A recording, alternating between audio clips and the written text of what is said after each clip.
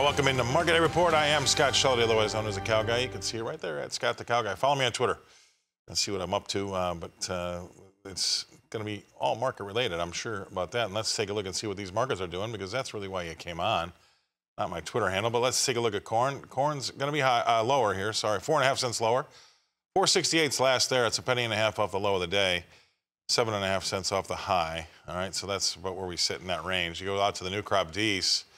Trying to put a 5 in front of it here, folks, but we keep running into some selling. We're 1.25 cents lower now in these. 491 3/4 is last, a penny and a half off the lows, and I can say that's about what, 4 3/4 cents off the highs, basically. All right, that's corn. Moving over from the corn to the soybeans. Let's move on to see a little bit of a lower board there, about 6.5 to 7.5 cents lower across the board. July is down 6.5 cents to 12.13. 9.5 cents off the low of the day, 9.5 cents off the high. We're right smack dab in the middle of that range. It's a big range. No, over the new crop, that's down 7.5 cents to 12.04 3/4, 4 cents off the low of the day, and we're going to call it about a dime, maybe 9.5 cents off the high. So that's soybeans, and you can kind of get a feel for where things are shaking out, where we sit in the range. If we move over to the Chicago wheat market, look at that. Chicago wheat, double digits lower, 16.5 cents lower in that July contract. 670.5 is last, and again, that's about what, 3 cents off the low of the day, and 26 cents or 25.25 cents off the highs. Wow.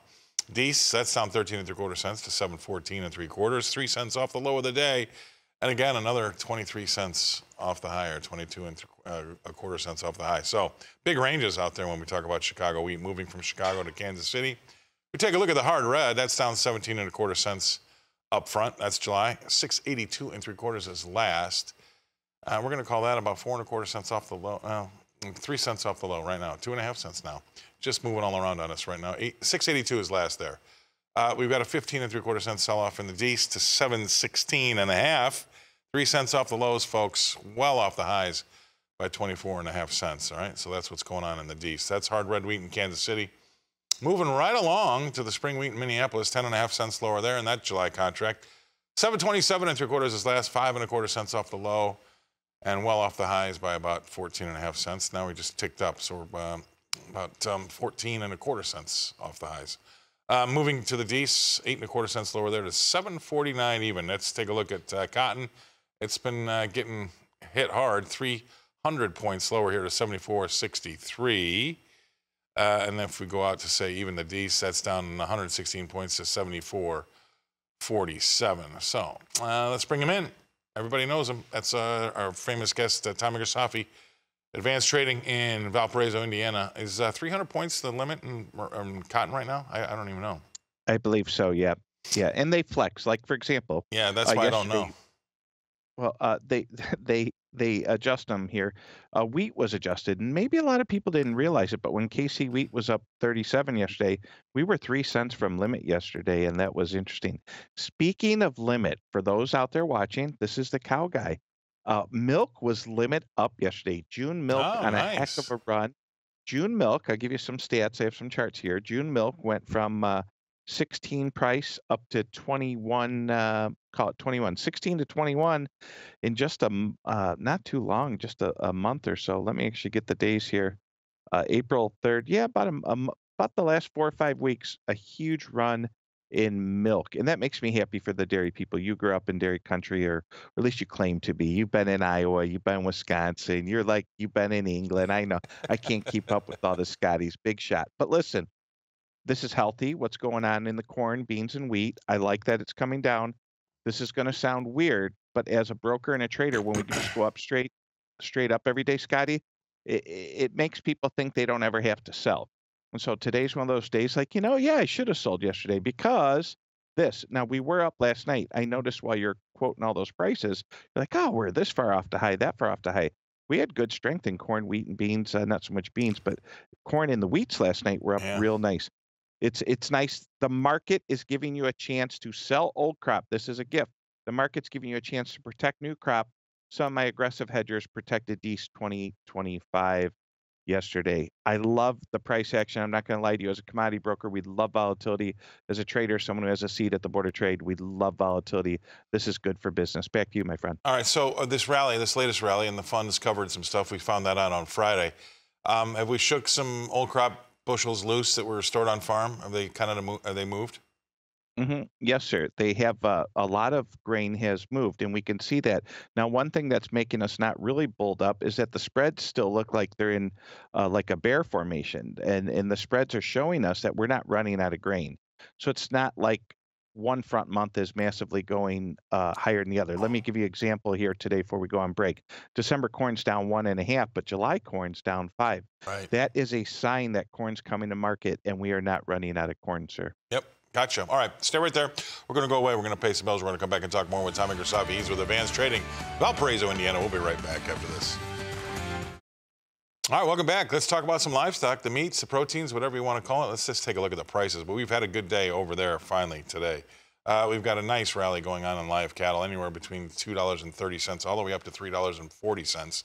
June's up $3.32 to $178.90. And that's only about 20 cents off the high of the day. That's some pretty good going. Deese, that's up $2.42 to $183.75. And again, that's only about 22 cents off the high of the day there. That's live cattle. We got some good boards there. Moving from live cattle to the feeder cattle, let's see what that's got in store for us. And that's some other good gains. We got August up $4.90 to $256.25. 12 cents off the high of the day there. And we've had a solid, almost $5 range. You move out to October, that's up $4.60 to $257.52. All right, that's feeders. Let's go to the lean hogs and see what that's got for us. Lean hogs, well, they got the memo. They're just kind of moving higher in sympathy. 72 cents better there in June.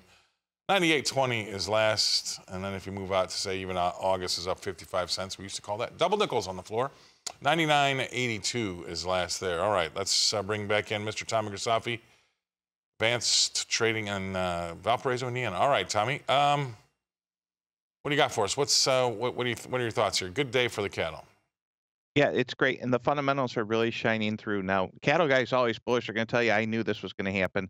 The only problem is they're always long cattle. Sometimes they're not hedged, and then when we break $20, they know we're going to go up, but yet they can't buy them because they got themselves in a pickle. So this is giving the cattle guy a wonderful opportunity to hedge and protect.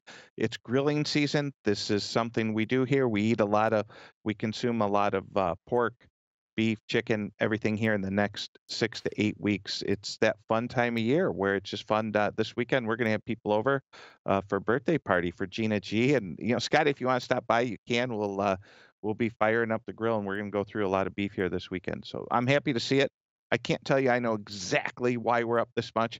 I did see one of my friends on Twitter. He said, someone quick put out a fake bird flu headline so I could buy back my shorts, right? It's funny because that's how traders are, right? We rally 300-400 on the cattle and we get caught short. But for the guy who actually raises cattle, it's a big win. A good day for the beef protein sector. Not to mention real quick before we go on break, that stock that you and I have covered so many times on Scott the Cow Guy Close at 1. Beyond Beef absolutely falling apart, real close to just closing the door. Beyond Beef, folks have voted. They want the real stuff. Back to you, my friend. Yeah, I think I checked it yesterday. It was about $7 yesterday. I don't know what it is today, but you know what the high was about when it first listed? 240 bucks. It went up to 220. Yeah, so please stand by. I'll give it to you right here. I've had Beyond Beef. It's okay, but it's nothing. When you're having a big birthday party and a lot of people over, I'm not serving the Beyond Beef. And if someone needs to eat that stuff, they can bring it themselves. But I'm sure. And by the way, Dad, it's Beyond Meat, not Beyond Beef. Okay, just so you know. Oh, whatever the heck you want. Hey, real quick. No, we gotta go. We gotta go. Real quick. What? No, we're staying. Oh, the mem stocks. The mem stocks are back. Yes, stock. the meme stocks, Dad. Meme, whatever. All right, we'll see you. That's Tommy Grisafi, Advanced Trading Valparaiso. Bring it back to Suzanne before this absolutely implodes. Ooh, thank you so much.